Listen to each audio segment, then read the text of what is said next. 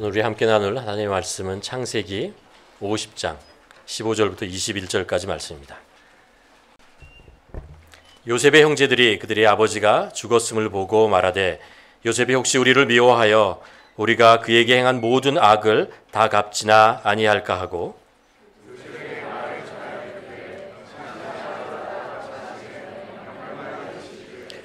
너희는 이같이 요셉에게 이르라 내 형제들이 내게 악을 행하였을지라도 이제 바라건대 그들의 허물과 죄를 용서하라 하셨나니 당신 아버지 하나님의 종인 우리 죄를 이제 용서하소서 하매 요셉이 그들이 그에게 하는 말을 들을 때에 울었더라.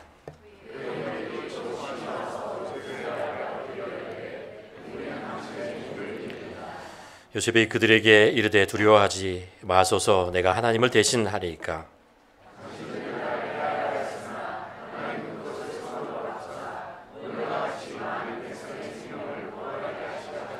함께 읽겠습니다. 당신은 두려워하지 마소서 내가 당신들과 당신의 자녀들을 기르리이다 하고 그들을 간곡한 말로 위로하더라. 아멘.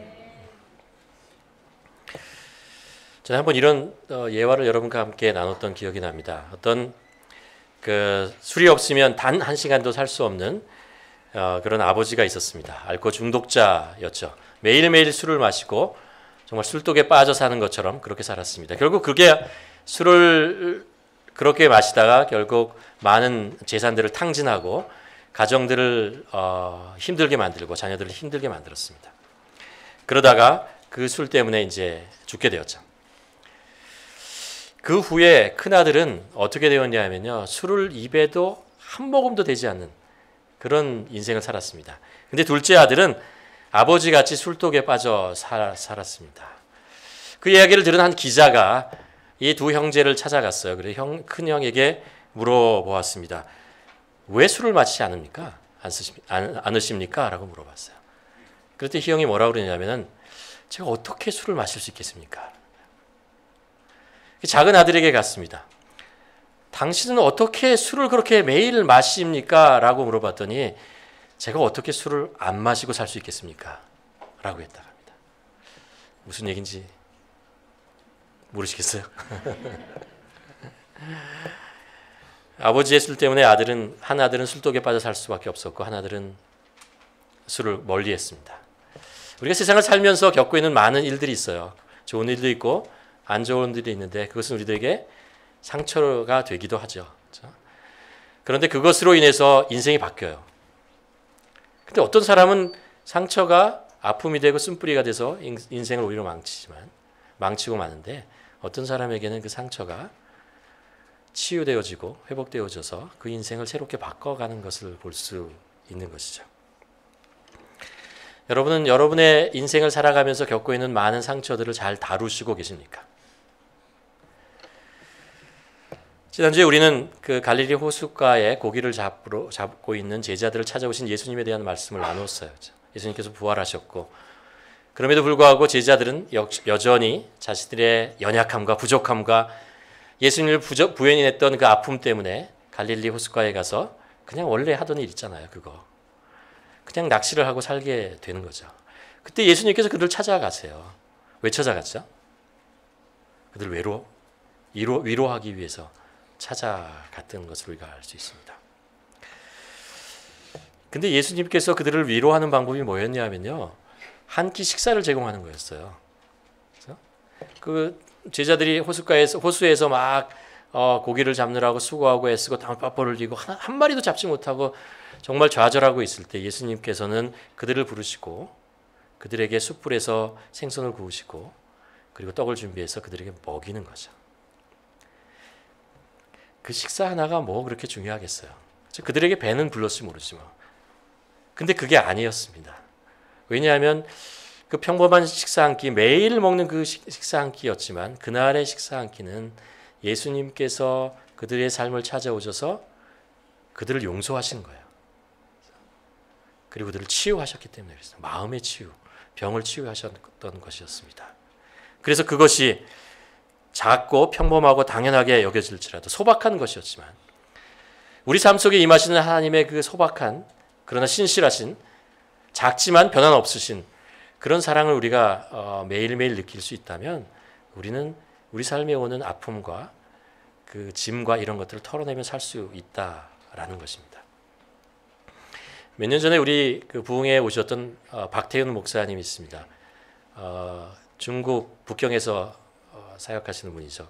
목회하시는 분인데 그분과 이렇게 개인적으로 교제를 하다가 그분에게 들은 이야기가 개인적인 얘기가 있었습니다. 뭐냐면 박태윤 목사님이요, 겉은 이렇게 멀쩡해 보이지만 사실 이렇게 몸이 굉장히 아프세요.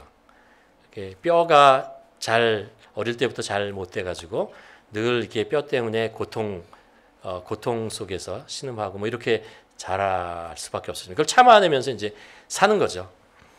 그러다가 어느 날 운동을 하나 배웠어요. 어떤 운동이냐면 구르기라는 운동입니다. 아십니까? 아픈 분은 아시고 안 아픈 분은 모르십니다. 이렇게 구르는 거예요. 그냥 몸을 동그랗게 만들어서 땅에서 구르면 척추에 있는 이게 마지막 꼬리뼈를 올바로 세우면 척추가 이렇게 골바로 쓴다. 뭐 그런 이론에 의해서 하는 건데 이거를 하면요, 처음에 이게 이 꼬리뼈에서 피가 날 정도로 아파요. 근데 계속하면 통증이 없어집니다. 근데 그 다음 날 되면 또 아파요. 근데 이분이 이걸 가지고 뭐라고 얘기하시냐면 이렇게 얘기하시는 거예요. 나는 평생을 이렇게 아파하는데 구르기를 하면 안 아프다라는 거예요. 하루 동안 안 아팠다. 그리고 그 다음날 아픈데 뭐 어떠냐는 거예요. 아프면 다시 한번 구르면 되지. 그러면 그날은 다시 또 통증을 느끼지 않고 살아갈 수 있는 그런 하루를 살아갈 수 있는 운동을 배웠다. 그래서 이제는 이 허리의 통증이 두렵지 않다. 이런 이야기를 하는 것을 들었습니다. 이 말을 이렇게 들으면서 제가 그런 생각을 해보았습니다. 우리가 세상을 살면서 상처를 안 받을 수 없어요. 누구나 상처를 크고 작은 상처를 받을 수 있습니다. 매일매일. 그렇죠. 그러나 만일 우리가 상처를 치유할 수 있는 법을 터득한다면, 조금 전에 예수님께서 제자를 찾아오셔서 한 끼 식사를 제공하는 것처럼 우리가 매일 먹는 그 식사, 일용할 양식이 사실은 예수님께서 우리에게 주신 사랑의 메시지라는 것을 안다면, 우리가 일어나서 호흡하는 이 호흡이요, 그냥 호흡이 아니고 예수 그리스도께 십자가에 못 박혀 죽으시고 나에게 새로운 생명을 주신 하루라는 것을 안다면, 그 속에 하나님의 은혜가 있다라는 것을 안다면, 어제 필요했던 것, 어제 좀 아프고 힘들었던 것 있잖아요. 내 마음속에 상처로 들어오려고 하는 것 털어낼 수 있지 않느냐라는 거죠. 그리고 또 하루를 살아가고, 또 하루를 살다가 또 힘들고 어려운 것 있으면은 또 우리가 기도할 때 또 그 다음날 하나님께서 우리에게 새롭게 주시는 그 힘을 가지고 우리가 살아갈 수 있는 것 아니냐라는 거죠. 일용할 양식을 주시는 하나님께서는 우리들에게 일용할 치료를 주십니다. 여러분 이것을 믿으십니까? 옆에 있는 분들하고 이렇게 한번 축복해 주셨으면 좋겠습니다. 오늘도 함께해 주셔서 고맙습니다. 하나님께서, 주님께서 당신을 치료하실 것입니다. 이렇게 한번 인사하십시오.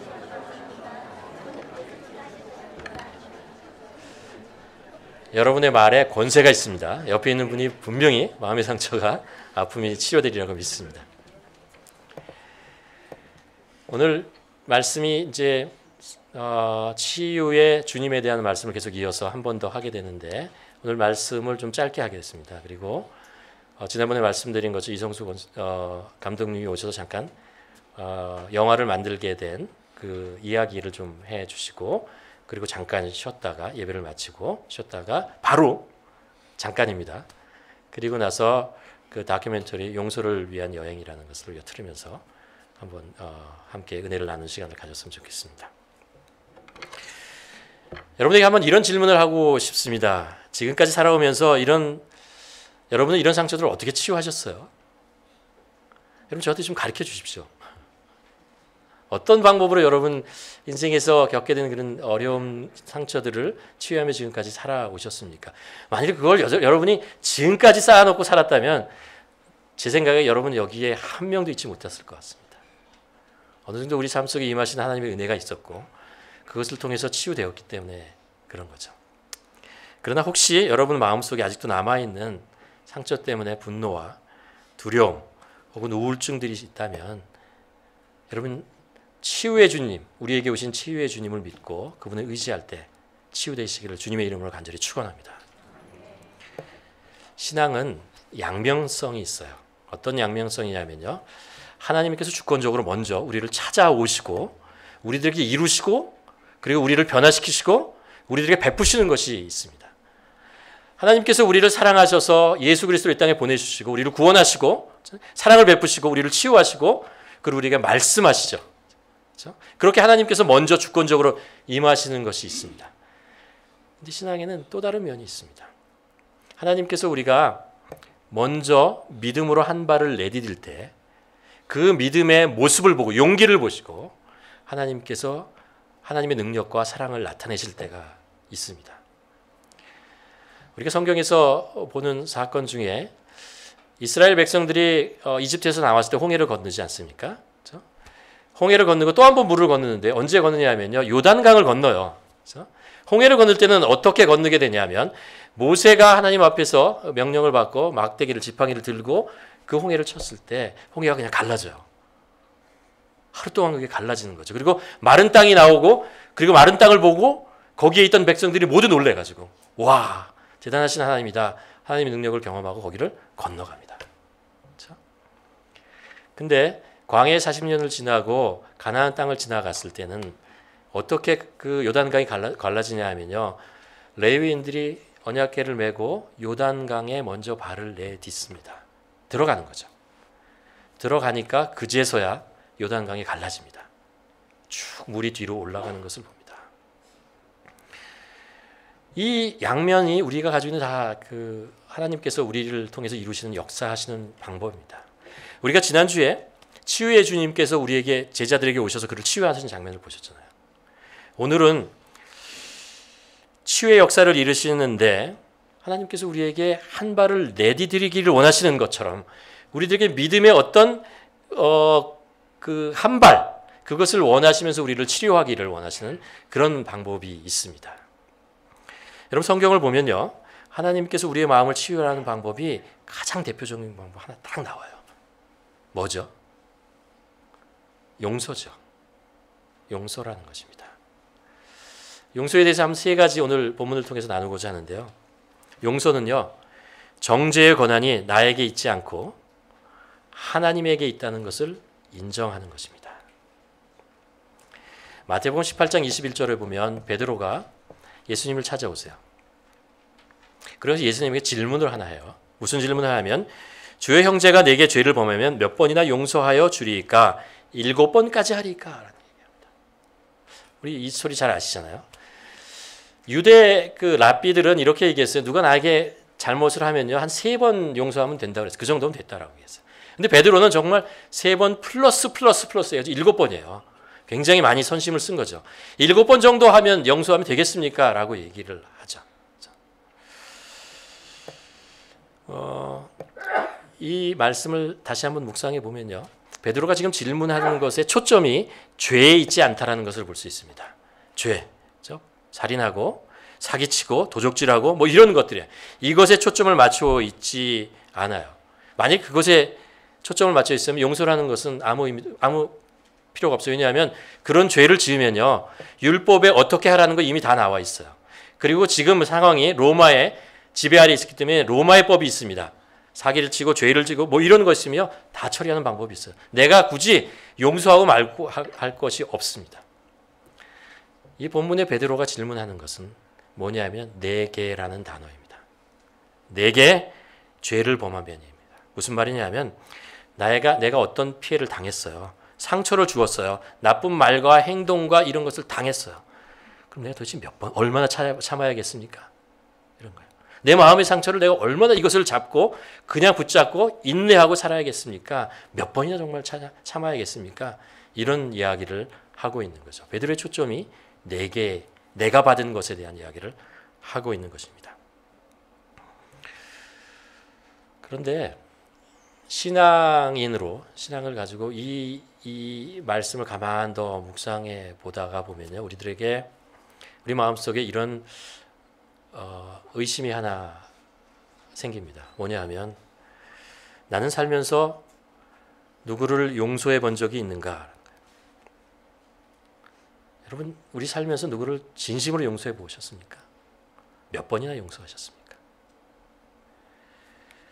혹시 나도 되려 다른 사람에게 상처를 주며 살지는 않았습니까? 그리고 나는 과연 정말 누구로부터 용서를 받았다라는 것을 받아본 적이 있어요? 받아본 적이 있다는 것을 지금도 기억하고 있습니까? 라는 거죠. 우리는 보통 나를 힘들게 하고 어렵게 하고 상처를 주면 그 사람을 죄인이라고 불러요. 나쁜 사람이라고 얘기해요. 정죄를 하죠.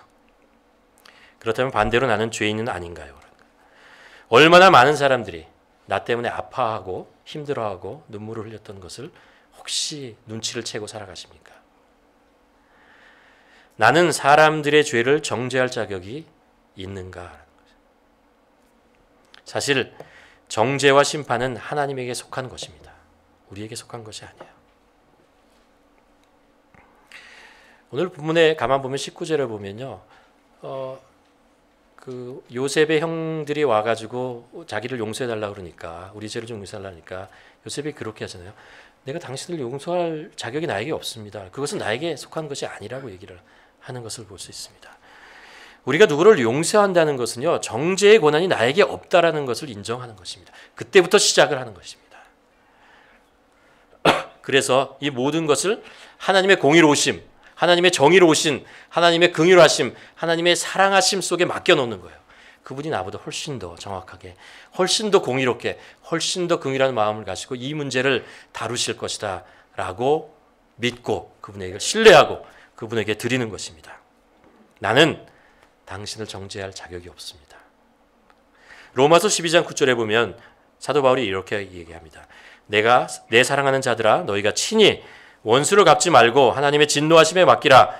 기록되었을 때 원수 갚는 것이 내게 있지 내가 갚으리로다 라고 주께서 말씀하셨어요. 누가 원수를 갚는다고요? 누가 심판을 한다고요? 하나님에게 하신다는 거예요. 그러니까 하나님께 맡기라는 거예요. 맡기라는 것입니다. 이렇게 얘기할 수 있습니다. 그런데 내가 당한 일이니까 당연히 나에게 정죄할 수 있는 권한이 있다라고 생각을 하잖아요. 그러면 원한만 쌓이고 반복되어지고 결국 원수만 지어요. 계속해서 인생 속에서 원수만 짓고 살아갑니다. 우리는 하나님을 신뢰하는 사람이고 하나님의 공의를 신뢰하는 사람이고 하나님의 정의로우심을 신뢰하는 사람입니다. 하나님께 맡겨야죠. 맡겨야 합니다. 그것이 바로 내가 누구를 용서한다라는 것의 첫 번째 의미입니다. 두 번째는 용서는 잊어버리는 거예요. 망각하는 거예요. 근데 의도적으로 잊어버리는 것입니다. 사실 우리는 누구를 진심으로 자연적으로 누구를 용서하지 못해요. 우리 안에 이 상처 때문에 오는 분노와 아픔을 그냥 자연적으로 용서가 안 돼요. 이거는 의지적으로 해야 돼요. 오늘 본문을 보면 요셉과 그 형들의 오랫동안 맺었던 그 원한 관계에 대한 얘기를 하고 있는 것입니다. 이게 50장이잖아요. 창세기 50장의 마지막 장입니다. 지난번에 저희가 요한복음 21장에서 예수님께서 제자들을 찾아가서 제자들의 마음속에 있는 상처를 치유했잖아요. 그게 그 요한복음 마지막 장에 나옵니다. 오늘 창세기 마지막의 결론 쪽에 지금 가고 있는데 하나님께서 지금 해결하고 싶은 것이 무엇이냐면 요셉과 요셉의 형제들 사이에 있는 원한 관계예요. 서로 주고받은 상처의 관계를 회복하려고 하는 거예요. 왜 그랬을까요? 제발 이거 후대에게 물려주지 말라는 거예요. 그러면서 살지 말라는 거예요. 새로운 세대에 새로운 하나님의 뜻이 전달되기 위해서 우리 안에 있는 상처와 아픔은 거기서 끝나기를 원하시는 것입니다. 그래서 창세기 50장을 요셉과 요셉의 형제들의 그 원하는 관계를 해결하기 원하는 거죠. 요셉은 아버지 야곱의 편애를 받으면서 자랐어요. 이것 때문에 배다른 형제들은 부당한 행위라고 생각했고 상처를 받으면서 자랐어요. 그래서 요셉을 왕따시켰죠. 요셉은 그것 때문에 아픔을 겪었고 그리고 친동생인 벤자민과 친해질 수밖에 없었습니다. 다른 형들하고 그렇게 친분 관계를 맺을 수 없었어요. 어느 날 요셉은 꿈을 꿨는데 그 꿈이 내용이 뭐냐면 형들과 그리고 아버지가 나에게 절을 하는 꿈이에요. 이 이야기를 그 다음 날 꿈을 꾸고 나서 형들과 아버지한테 얘기를 합니다. 순진한 건지 바보인지 알 수 없지만 얘기를 했어요. 그리고 나서 형들은 더 분노를 하죠. 더 이 요셉을 싫어하게 됩니다. 결국 기회가 왔을 때 요셉은 이집트로 가는 상인들에게 형들은 이집트로 가는 상인들에게 요셉을 팔아버리죠. 여러분, 누가 상처를 받았어요? 누가 상처를 준 사람입니까? 사실 따지고 보면 서로 상처를 줬어요. 그렇죠? 형들은 이 사건이 거기에서 다 끝나버렸다고 생각했지만 원수는 어디서 만납니까? 외나무 다리에서 만날 수밖에 없습니다. 여러분, 원수 짓지 말고 사세요. 어디서 만날지 우리가 모르잖아요. 그렇죠? 가나안 땅에 그 흉년이 들어서 먹을 것이 없었어요. 그래서 이집트로 가서 음식을 구하러 갔어요. 사러 갔어요. 근데 거의 구걸하고 간 거죠. 그래서 가서 그 식량을 팔고 살 수 있는 권한을 가지고 있는 사람을 만났는데 그 사람이 누굽니까? 자기가 팔았던 요셉이에요. 요셉은 식량을 팔 수 있는 권한뿐만 아니라 그 사람들의 그 사람들을 생명을 우지할 수 있는 그런 권력, 힘까지 가진 사람이었습니다. 갑과 을이 바뀌어 버렸습니다. 그나마 요셉 덕에 그 형들이 거기서 은혜를 입죠. 그리고 아버지 덕에 그곳에 살아갑니다. 그리고 배부르게 살아요. 괜찮게 살아갑니다. 그러다가 마침내 그들의 방패막이가 되었던 야곱이 죽어요. 아버지가 죽으니까 지금 이 상태에서, 이 상황 속에서 이제 형들이 겁이 난 거죠. 이제 올 곳이 왔다라고 생각합니다. 이제 요셉이 우리의 죄, 우리가 했던 것에 보복을 할 것이다 라는 생각을 하죠. 그래서 미리 사람을 시켜서 얘기를 합니다. 아버지가 유언을 했는데 라고 얘기를 하죠. 우리의 죄를 용서하고 보복하지 말라고 했다라는 것입니다. 이게 진실인지 아닌지 잘 모르겠어요. 근데 아무튼 그렇게 얘기를 해요. 그 얘기를 들었을 때 요셉의 반응이 뭐냐 하면요. 그들이 그에게 하는 말을 들었을 때 요셉이 울었더라라고 합니다. 왜 울었을까? 성경에 보면 요셉이 2번 울었다고 나옵니다. 한 번은 오랫동안 가족을 떠나고 있다가 식량을 사러 온 형들을 만나고 벤자민을 만나요. 너무 슬펐어요. 어떤 울음이었을까요? 그가 그동안 겪었던 많은 힘들과 어려움 있잖아요. 고향을 떠나서 노예로 팔려가고 종사를 하고 그리고 오해를 받아서 누명을 쓰고 감옥에 갇히고 이러면서 겪었던 그 서름이겠죠. 그래서 눈물을 흘립니다. 또 한 번 눈물을 흘려요. 오늘 본문에서 흘리죠. 이 눈물은 이런 거예요. 형, 나 다 잊어버렸어요. 이제 다 끝난 문제인데 왜 그것이 형들의 마음속에는 아직도 상처가 되고 아픔이 되어서 이걸 가지고 나에게 이렇게 무릎을 꿇고 이렇게 용서를 비십니까? 라는 거죠. 요셉은 이미 그거 잊어버렸어요. 그거 잊어버렸습니다. 왜요? 그거 품고는 살 수가 없었어요. 요셉이. 그 원한, 그 억울함, 그거 계속 풀고는요. 그것 때문에 형들을 탓하고 분노하고는 살 수가 없었기 때문에 요셉이 잊어버렸습니다. 그것도 의지적으로 그냥 잊어버렸어요. 끝났다라는 거예요. 나는 이것으로 누구를 정죄하거나 원망하지 않겠다라는 것이죠. 다 잊어버렸어요. 근데 오히려 자기에게 그런 어려움을 줬던 가해자들은 잊어버리지 못하고 그 고통과 두려움과 아픔 속에 살아가고 있다는 것을 발견한 거죠. 얼마나 불쌍합니까? 사도 바울은 빌립보 교회에게 이런 고백을 합니다. 형제들아, 나는 아직 내가 잡은 줄로 여기지 아니하고 오직 한 일, 즉 뒤에 있는 것을 잊어버리고 앞에 있는 것을 잡으려고 표대를 향하여 그리스도 예수 안에서 하나님이 우리에게 부르시는 부름의 상을 위해서 달려간다. 빌립보 교회에게 뭐라고요? 오직 한 일, 즉 뒤에 있는 것을 다 잊어버리겠다라는 거예요. 잊어버리고 삽시다. 잊어버려야 된다라는 것입니다. 이미 벌어진 일, 지나간 일, 그것으로 매여 있으면 아픔과 고통이 내 안에서 나를 힘들게 만들기 때문에 내가 앞으로 달려갈 표대가 있는데 그 표대 제대로 바라보지 못하고 뒤에 묶여서 질질 끌려가면서 앞으로도 아니고 뒤로도 아니고 그렇게 살아간다라는 것입니다. 잊어버리라는 거예요. 사도 바울 시대도 그렇고요. 그 이후의 교회들이 로마 제국으로부터 얼마나 많은 핍박을 받습니까? 얼마나 고통을 당하게 됩니까? 부당한 대우를 받았고 감옥에 갇히기도 하고 또 그것 때문에 죽음, 목숨까지 내놓는 그런 일들을 하는 거죠. 그때 교회가 받은 상처는 엄청난 것이었습니다. 근데 사도 바울은요, 한 번도 원수를 갚으라고 얘기하지 않아요. 그냥 용서하라. 이 용서는 무슨 용서예요? 잊어버리라는 거예요. 그냥 잊어버리라는 거예요. 로마 제국이 교회 앞에 무릎을 꿇고 사죄하고 용서를 구한 적 없어요. 그래서 용서하라는 것이 아니었습니다. 교회는 자신이 당한 핍박과 상처를 잊기로 결심하는 것입니다. 대신 심판은 정의로우신 하나님께 맡기는 겁니다. 그리고 원한과 상처 속에 분노할 시간이 있으면 다 잊어버리고 복음을 전하고 사랑을 전하고 그리스도인답게 살아가라는 것입니다. 왜요? 그것이 그들이 살 수 있는 최선이었어요. 그리고 나서 어떻게 됩니까? 로마는 성도 앞에 무릎을 꿇고 사죄를 구하지 않았지만 대신에 예수 그리스도 앞에 무릎을 꿇게 되는 겁니다. 우리가 누구를 용서한다는 것은 과거를 잊어버리는 것입니다. 그것도 의도적으로, 의지적으로 잊어야 하는 것입니다. 세 번째로, 우리가 상처의 의미를 깨달을 때 우리는 용서할 수 있습니다.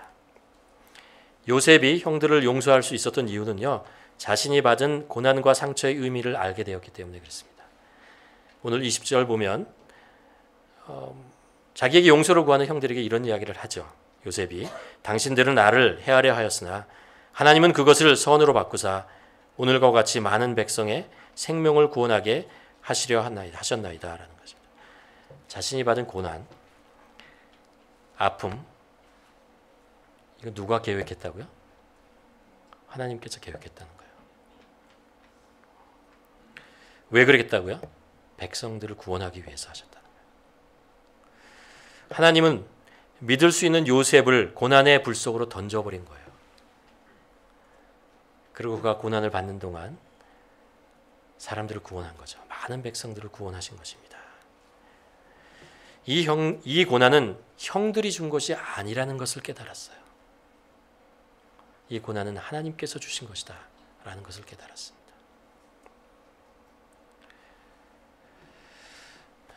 야고보서 1장 2절에 보면 야고보서 기자가 이렇게 얘기합니다. 내 형제들아 너희가 여러 가지 시험을 당하거든 뭐라고 얘기하죠?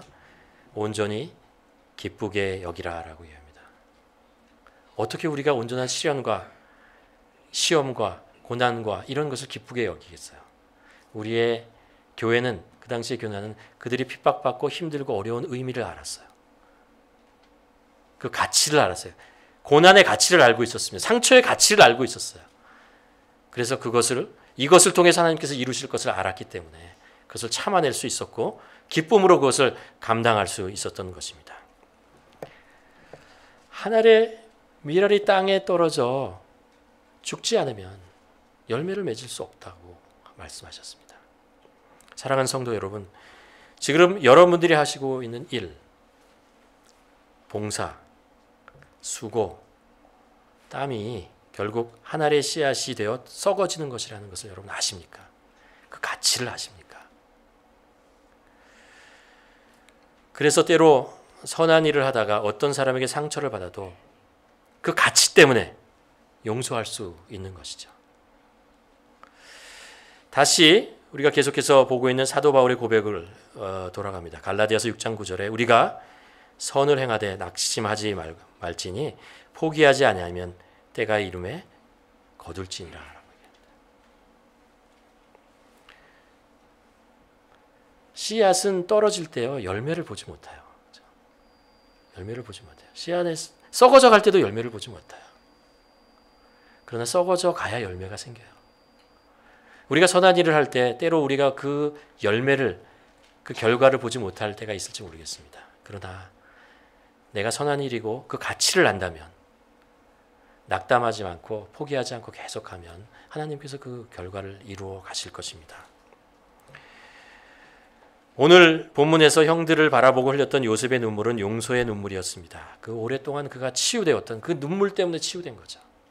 눈물을 흘리면서 자기 자신을 치유해 나갔던 것입니다. 그러면서 요셉이 알게 되었어요.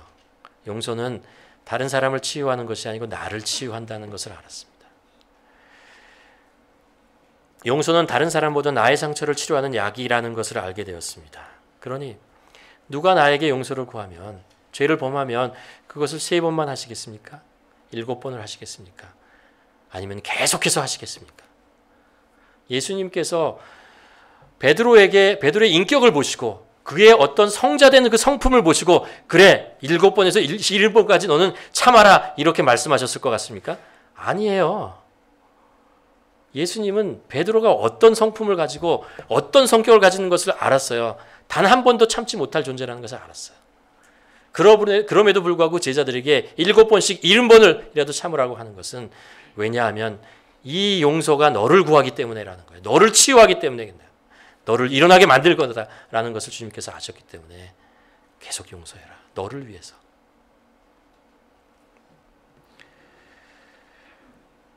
여러분, 오늘 우리가 용서를 위한 여행이라는 영화를 보게 됩니다. 1번을 용서합시다라는 이야기입니다. 여러분, 일본에는 1만 개가 넘는 신이 있습니다. 우상들이 있죠. 그리고 오랫동안 우리나라보다 훨씬 전부터 복음을 선교사들이 가서 복음을 전하고 교회를 쓰려고 애를 쓰고 수고했습니다. 근데 일본에는 크리스찬 비율이 1%도 안 돼요. 불쌍하죠. 세상에서 가장 불쌍한 나라 중에 하나입니다. 성경에 예수님께서 비유로 말씀하실 때 이런 비유를 한번 말씀하셨습니다. 어떤 부자가 있는데 농사를 지었어요. 근데 풍년이 됐어요. 대풍이었어요. 그래서 그 부자가 그것을 막 거둬들이다가 무슨 생각을 하게 됐냐면요. 지금 가지고 있는 곳간에는 다 채울 수 없겠다라고 생각해요. 그래서 어떻게 해요? 곳간을 헐어버려요. 그리고 엄청난 창고를 줘요. 거기다 다 집어넣어요. 그리고 나서 다 집어넣고 나서 가을날 풍성한 그 기쁨을 맛보면서 잠자리에 들면서 이렇게 얘기하죠. 내 영혼아 평안할지로다. 나 이제 마음 놓고 살겠다라는 거예요. 그때 그 마지막에 예수님께서 그 비유의 마지막에 한마디 하십니다. 가엾은 사람이여. 오늘 너의 목숨을 내가 오늘 목숨을 가져가면 이 많은 재산이 누구 것이 되느냐. 이야기를 보며 1번은 불쌍한 나라입니다. 저는 그렇게 생각해요. 우리 교회만이라도 1번을 용서해야 합니다. 용서해야 됩니다. 그래서 매듭을 풀어줘야 그들에게 하나님의 축복이 더 임할 것이라고 믿습니다. 제 설교는 여기까지 하고요. 오늘 이성수 감독님께서 오셔서 이 영화를 만들게 된 잠깐 배경을 설명해 주시겠습니다. 우리 감독님 나오실 때 박수를 한번 크게 환영했으면 좋겠습니다. 여러분들한테 온 게 제가 아까 앉아서 이렇게 생각해 보니까 정확히 5년 9개월 만에 제가 왔어요. 좀 오래된 것 같은지.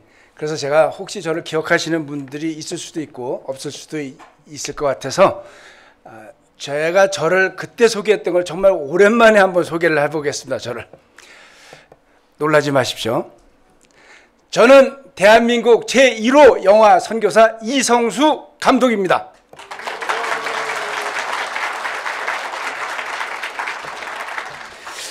좀 쑥스럽네요. 몇 년 만에 한번 해보니까. 오늘 사실 오늘 말씀이 제가 이제 영화를 만들려면 저는 영화를 다 헌금으로 만듭니다. 그리고 왜냐하면 제가 선교사이기 때문에 뭐 극장에서 해야 사람들이 별로 오지 않고 또 중요한 걸 제가 알고 있습니다. 크리스찬들이 기독교 영화를 보지 않습니다.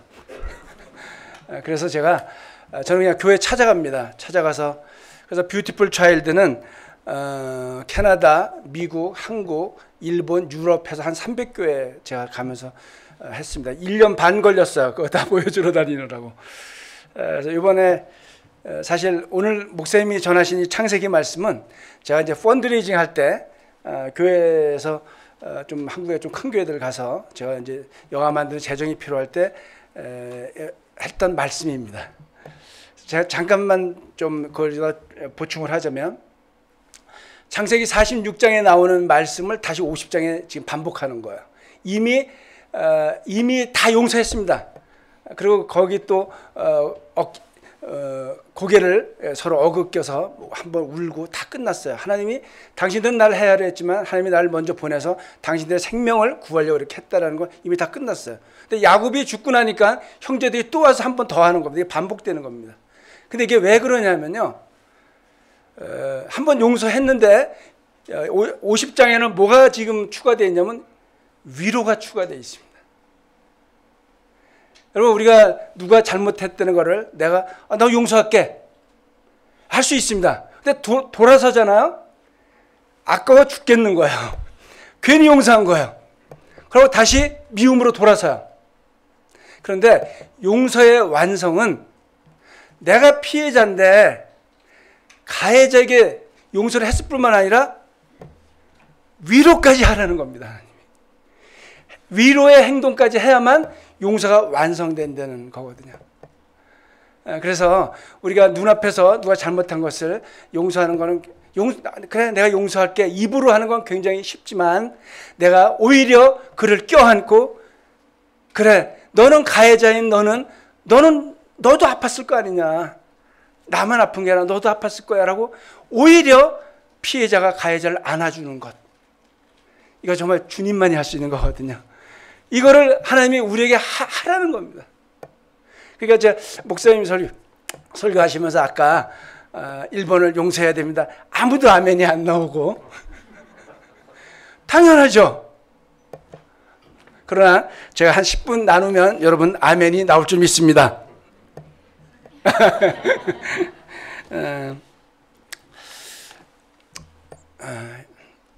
제가 그 뷰티풀 차이드를 가지고 2015년에 이제 한국에 들어갔어요.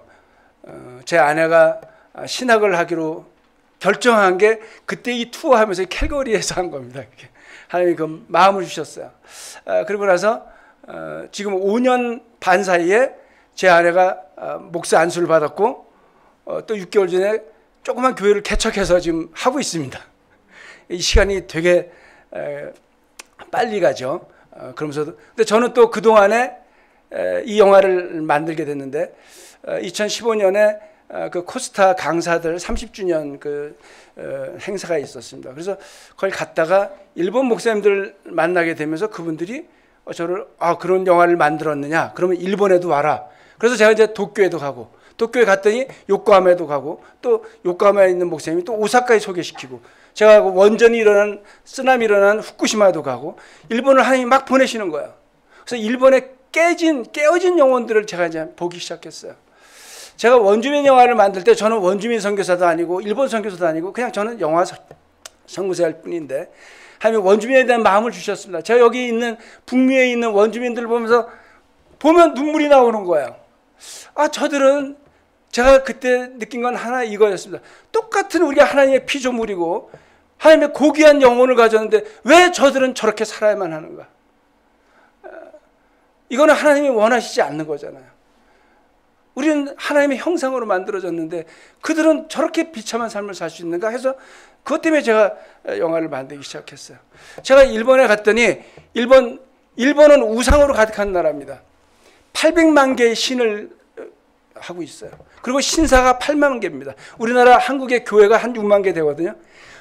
세상에 교회가 그렇게 많다는 한국보다 일본이 신사가 더 많은 나라예요. 그리고 우상이 지배한 나라는 두 가지 특성이 있습니다. 하나는 거짓말을 잘해요.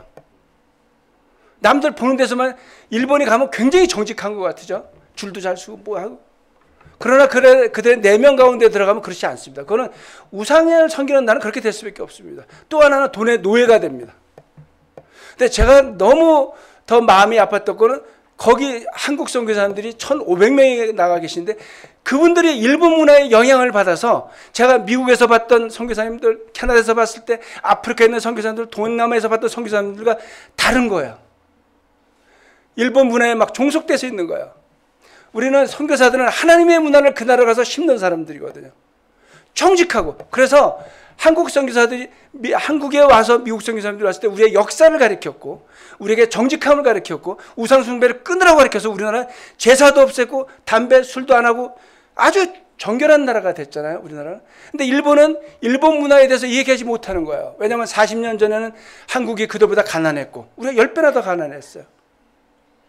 그리고 거기에 돈 벌러 가는 사람들이 얼마나 많았으니까 일본에 가서. 그래서 몸을 팔기도 하고 뭐 이랬던 시간들이 있었습니다. 그러니까 이게 선교사의 그 고귀한 정체성을 잃어버리고 생활인으로 변해버리는 걸 보고 하나님이 너무 아픈 마음을 주셨어요. 저한테. 제가 일본 사람들이 우리보다 잘 살기도 하고 겉으로 버젓한 사람들을 보면서 눈물이 나기 시작한 거예요. 왜냐하면 그들은 이 세상에서 먹고 마실 거 다 하고 하면서 저 나라는 어떡할 거예요. 여기만 삶이 있는 거 아니잖아요. 여러분 우리의 7, 80년 강건해야 7, 80년인데 우리가 이 땅을 왜 사는 거예요? 그 나라 가기 위해서 사는 거 아닙니까?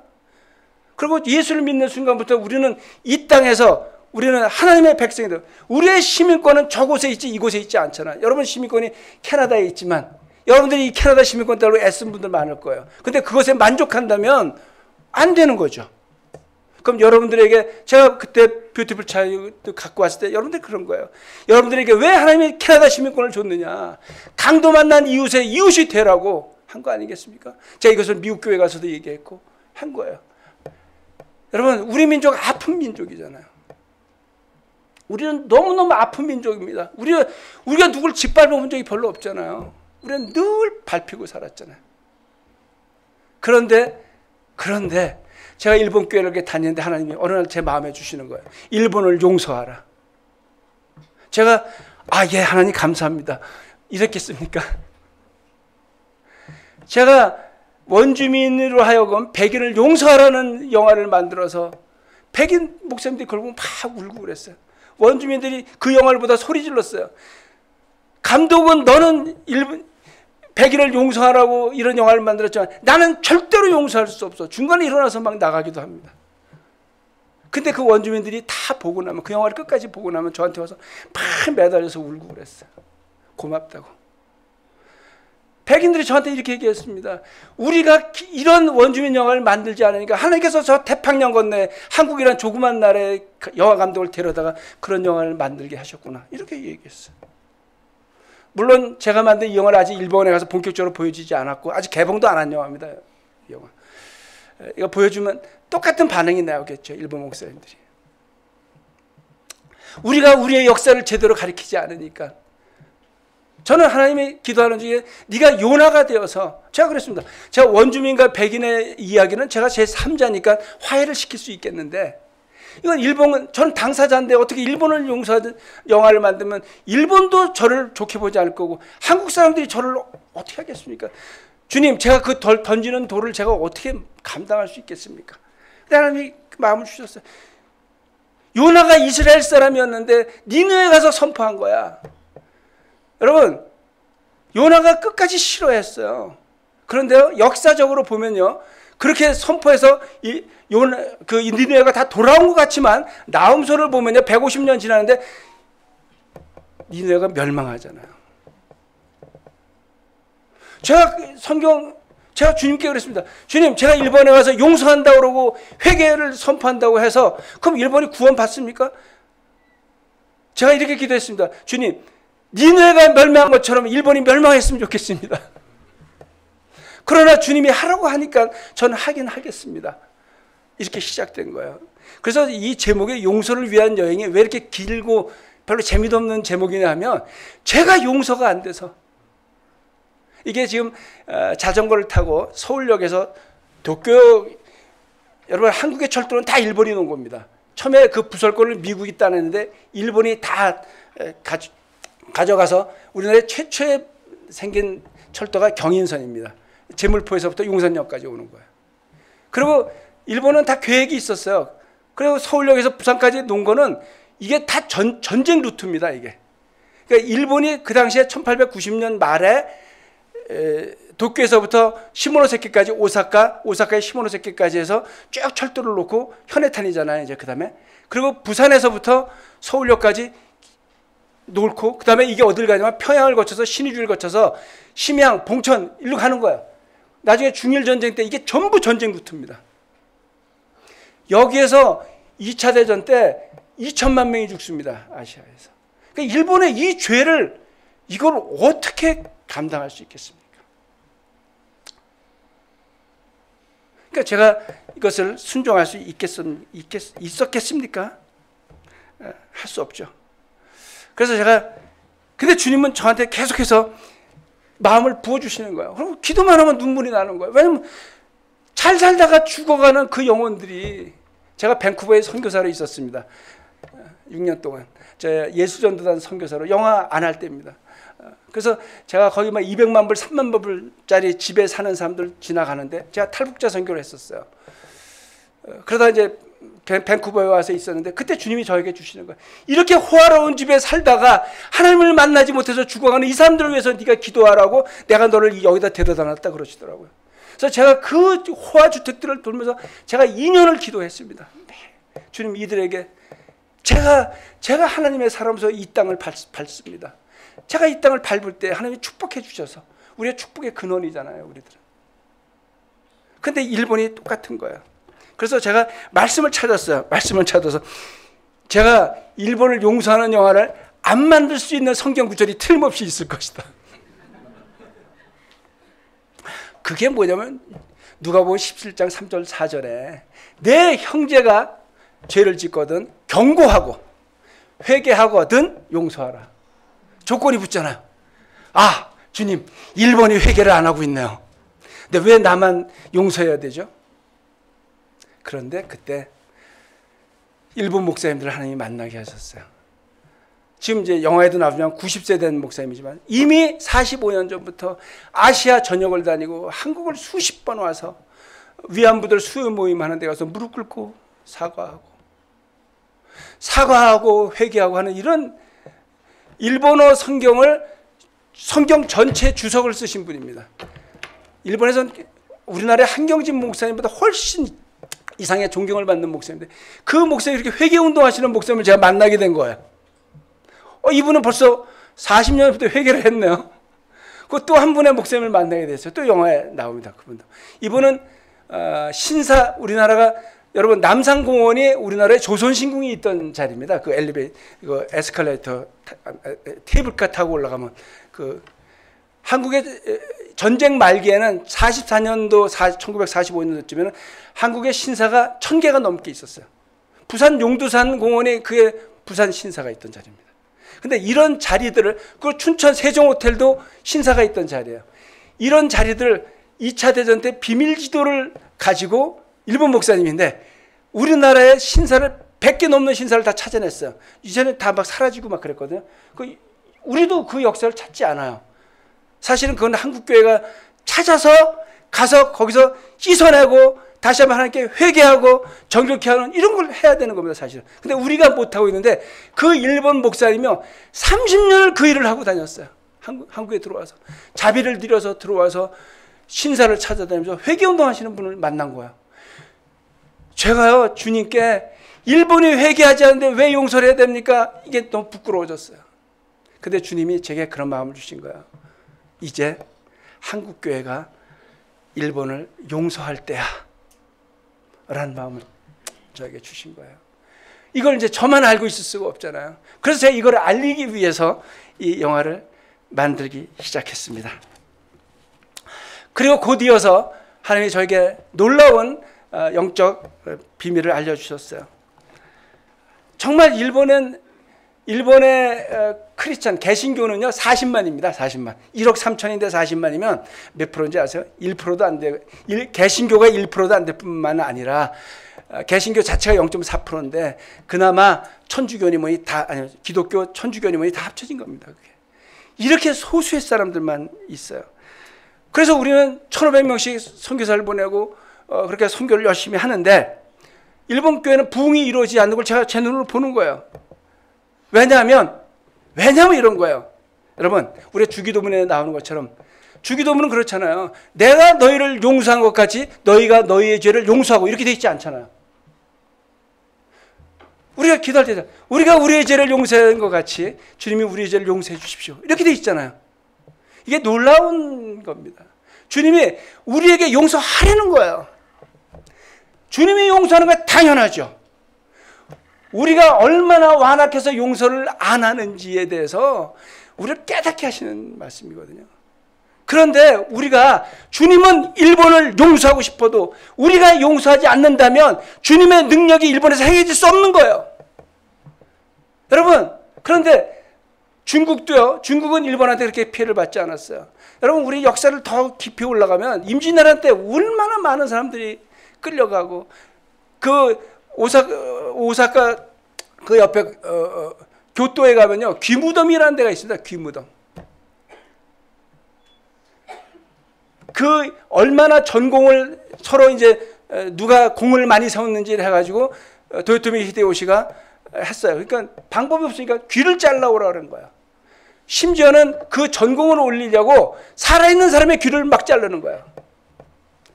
근데 귀가 아니라 사실은 그게 코였습니다. 조선 사람의 코들을 다 잘라서 전쟁이 큰 문헌에 나오는 겁니다. 임진왜란이 끝난 후에 코 없는 사람이 우리 조선인이 너무 많았어요. 일본이 그렇게 한국에 대해서는 너무너무 나쁜 짓을 많이 했어요. 그런데 이걸 일본의 역사를 가리키지 않아요.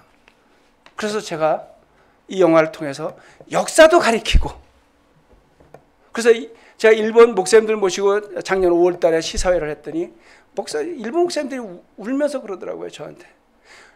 너무 불편한 영화를 당신이 만들었다. 그러나 우리가 이런 역사를 제대로 가리키지 않느니 당신이 가리키니까 이 영화는 일본의 교회가 다 봐야 될 영화입니다. 이렇게 하더라고요. 그리고 여러분들이 보시면 어떤 고백이 나올지 모르겠습니다. 그러나 저는 원하는 것은 이렇습니다. 우리가 일본에 선교를 하고 안 하고 이걸 다 떠나서 어쨌든 일본에 우리가 하나님께 이렇게 구원받은 이유가 뭡니까? 나 혼자 구원받고 나 혼자 행복하고 나 구원받아서 이 비밀을 나 혼자 간직하고 있어야지. 이러려고 하시는 건 아니잖아요. 주님이 우리를 살리기 위해서 십자가에서 못 박혀 죽으신 것처럼 우리가 옆에 있는 사람한테 하나라도 전해야 되는 거 아니겠습니까? 이 복음을 어떻게 나만 갖고 있어요? 여러분, 거기에는 우리는 주님께서 우리를 상처 입은 치유자로 만드셨잖아요. 더 운디드 힐러가 되는 거예요, 우리는. 그리고 우리는 또 하나 정체성이 있습니다. 네이션 체인저입니다. 우리는 열방을 변화시킬 수 있는 거예요. 우리는 세상도 변화시키고 교회도 변화시킬 수 있습니다. 제가 좀 말이 좀 두석 없이 잠깐 이랬지만 여러분 어쨌든 많이 가시지 마시고 날마다 오는 게 아닙니다. 이게 제가 이번에 딱 2달만 합니다. 이제 제가 몇 살로 보입니까? 제가 60대 중반입니다. 제가 기독교를 처음에 만들자고 하나님께 헌신했을 때가 55세였어요. 54세. 10년이 흘렀습니다. 그랬더니 예전 같지 않더라고요, 몸이. 시차 적응도 잘 안 되고.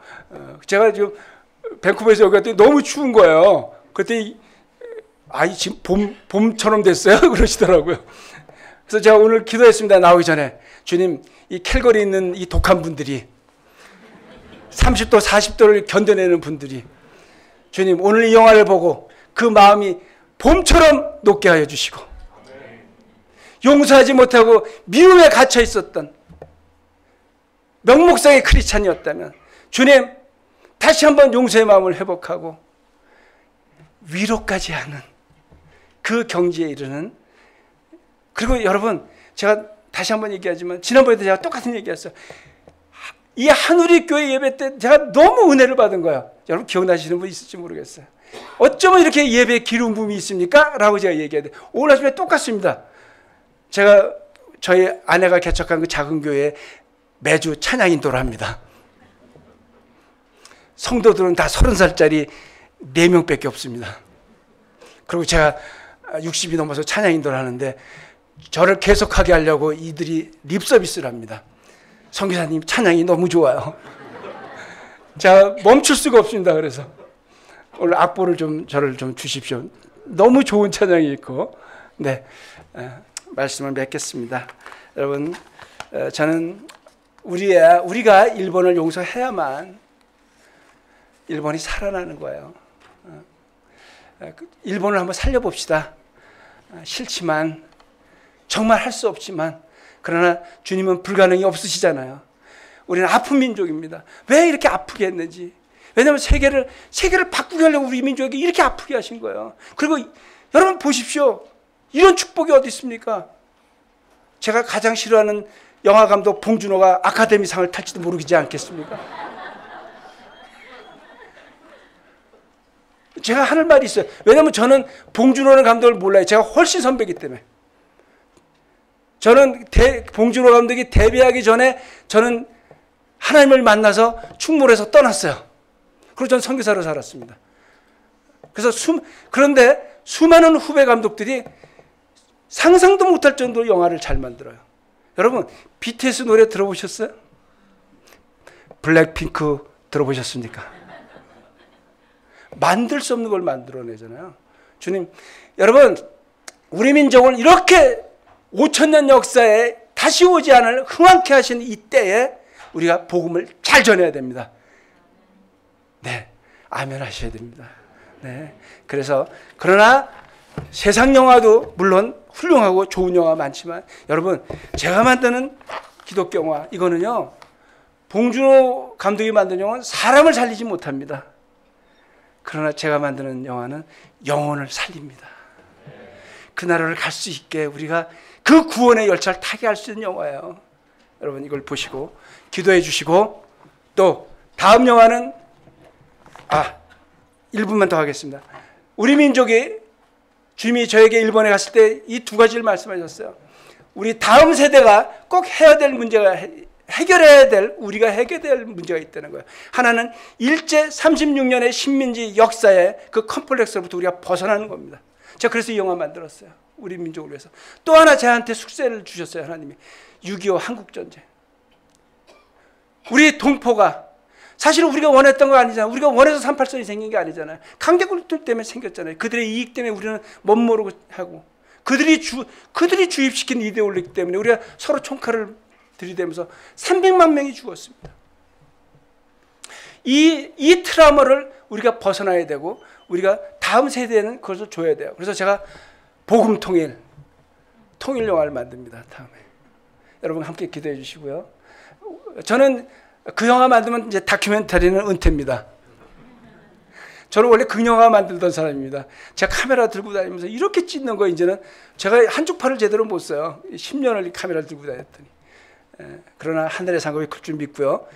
제 하늘의 상급이 클 정도로 여러분들이 저를 후원하고 기도해 주시면 여러분도 덩달아서 저와 손잡게 그날에 갈 줄 믿습니다. 네, 감사합니다.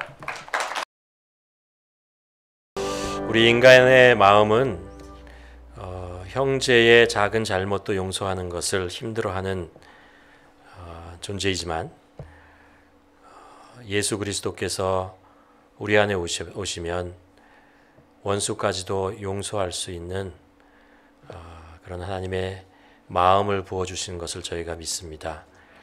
하나님 아버지, 우리 주위에 있는 형제자매들 또 원수까지도 나의 마음이 아닌 예수 그리스도의 마음을 품고 용서하고 그뿐만 아니라 위로할 수 있는, 그래서 이 세상에서 화평케 하는 자로 살아가는 우리 모두가 될 수 있도록 하나님 축복하여 주시옵소서.